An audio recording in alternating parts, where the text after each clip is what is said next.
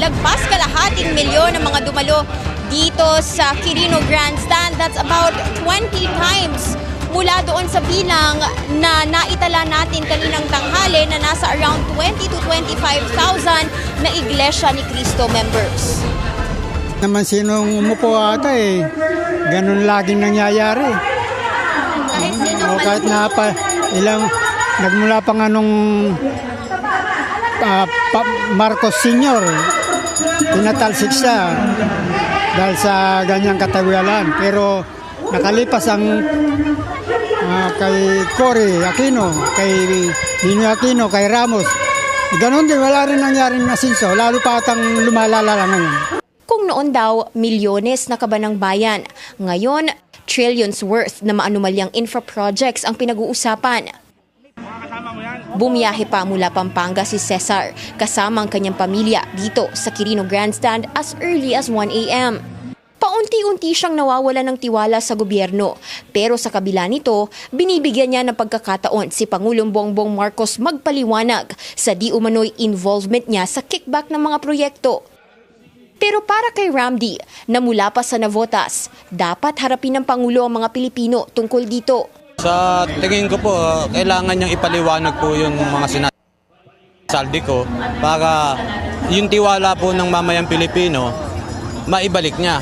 Ayun po, kung talagang wala siyang tinatago, kinakailangan po niyang magpaliwanag sa buong Pilipino na totoo yung sinasabi ni Saldi ko o hindi. Kung kinakailangan, sa panawagan ng maraming Pilipino na nakikita na kailangan na siyang bumaba, kailangan na. Pero kung ayaw niya, dahil sa meron talagang itinatago, kinakailangan natin magkaisa para mapakita kung ano yung hustisya. Kasi apektado rin kami ng baha. Dapat lang may makulong. Lahat po ng may sala, dapat lang makulong. Natin ipahayag natin yung gusto natin para marinig ng gobyerno na merong mali sa sistema. Ang totoo, kahit sino mang umupo sa gobyerno at maling sistema, pare-pareho mangyayari dyan. Kaya yung sistema kailangan mabago. At malaman ng sambahayang Pilipino na kailangan kung ano yung nangyayari talaga. Kung sino yung dapat managot, managot. Meron namang ilang INC members na naging mas expressive pagdating sa kanilang mga outfit. Si Mandy na mula pa Bulacan, ipinakita ang pagiging proud Pinoy through his traditional Pinoy costume, kasama ang isang Filipino hat. Si Joselito naman ng Quezon City, ipinakita ang kanyang reservist uniform bilang panata sa serbisyo sa bayan.